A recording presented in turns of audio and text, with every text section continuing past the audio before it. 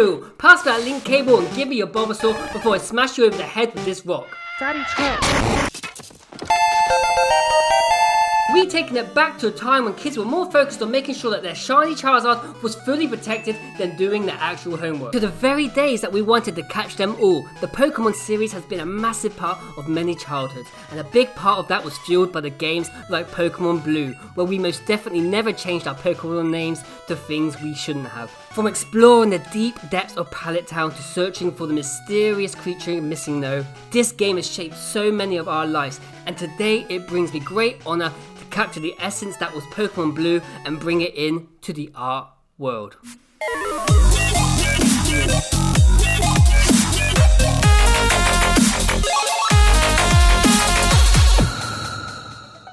Seeing as there are thousands of Pokemon, our very first challenge was figuring out which Pokemon we should pick to kick off this wall, similar to one of the hardest choices so many kids faced back in the 2000s, and that was figuring out if we should be picking Bulbasaur, Charmander or Squirtle. When I was young and played this game, I would always choose Squirtle, and seeing as this is Pokemon Blue, I feel like doing his evolved form Blastoise would just be a solid choice. While sketching up this overweight Donatello, I wanted to create him in a more mature manner, miles apart from his original form. I wanted to show the fact that he has aged with us, bringing Blastoise into the adult world. After we've roughly placed in our Pokemon, we now have to set him in a lovely cool habitat. And for this, Blastoise had to use his Bubble Beam to kick out Shrek so he could take over the swamp. Legit question, if Blastoise was to actually fight Shrek, who are you putting your money on? My money is 110% on Shrek, but let me know in the comments who would win that almighty battle. Now let's focus back on this big blue beautiful tortoise. First I'm going to add this super spicy pink around the eyes, so it looks like it just came off a solid night shift. This will bring more focus into the eyes as I'm planning to cover the surrounding areas with a nice cool blue. Once we have the colours arranged, it's now time to play Pokemon Surgeon and give this guy some rounded out features. First thing that we are going to fix is his snout, so now he can breathe way better when he's underwater sleeping with the fishes. And seeing as Blastoise is such a badass, I then decided to add tons of definition lines on the bridge of the nose and kept going until he started to resemble Ice Cube. Lavender body wash make my pores tingle.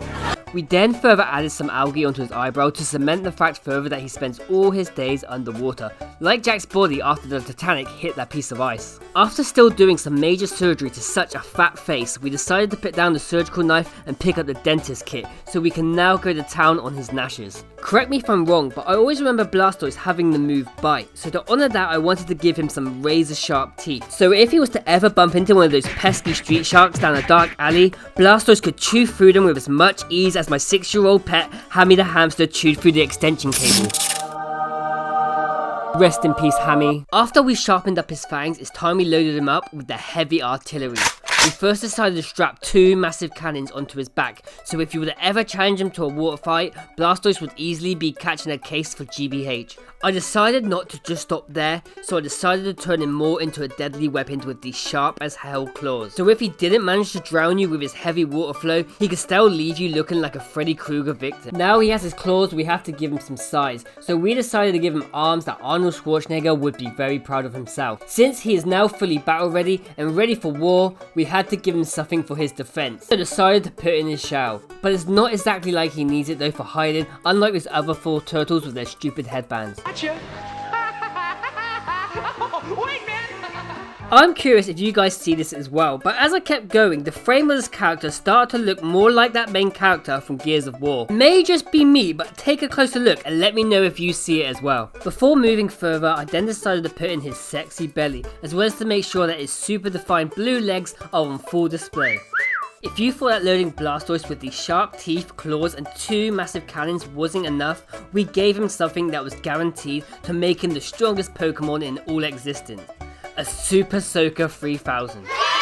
Since he is now armoured to the teeth, he can now take full control of the swamp, and wanted to make him look like he was on a night patrol, just in case Shrek was to make a vicious return. And for this, we put his little tootsies in the water, along with a few of those Pokemon cages. Next up is to make sure we create a lovely evening by using darker tones for the sky. And if you are currently enjoying this Pokemon Blue graffiti wall, let me know what other games you think we should recreate on the wall down in the comment section below. We have to be super careful for making sure the background still matches the Blastoise Blastoise and the rest of the piece. So seeing as I have plans for doing all of the letters brown, I wanted to do the sky with a blue fade, so the whole overall piece connects together, looking super tight and unified. And do you remember those small trees that were always blocking your way, just doing your head in until you learned to cut on the trees? I wanted to incorporate a few here, as well as making the sky come alive with a bit more detail of a few shining stars. As well as those annoying trees, I also remember rocks that you had to learn smash on to break down, so I wanted to incorporate rocks in the lower end of the background. When it comes to creating the letters for this piece, we had to make sure it complemented the entire wall. As you can see, Blastoise is both made of blue and light brown, and seeing as the background is mainly blue, we decided to do the letters brown. This way it keeps the entire wall congruent and matches like an extension of Blastoise himself. For the fill of the letters, I kept it loose so it looked more like brown water. I know that doesn't actually conjure up the nicest image in your mind, but seeing as it's Pokemon Blue, I wanted to add as much watery effects as possible, even if it did end up looking like a crackhead's toilet bowl. Instead of using a black to outline the letters that would just overpower the whole piece, I decided to go for this super dark brown. This way it still connects to everything but still leaves that Blastoise front and center looking strong. And with no Shrek in sight, as I'm pretty sure that Blastoise has sent him to the Shadow Realm, it's time we add the final lines of brown, whilst we tidy up this once forbidden swamp. And as we get closer to the very end of this beautiful Pokemon Blue mural, I can't help but feel that something is missing. And that something is this crisp ice cold blue line I put around the whole of Blastoise and the letters to frame the whole thing together and pulling it all as one solid piece.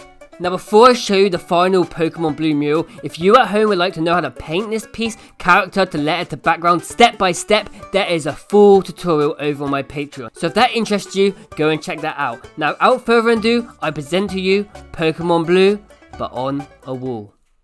Wait and have a beat, won't you be my hero? Please come capture me under the weeping willow. Wait and have a beat.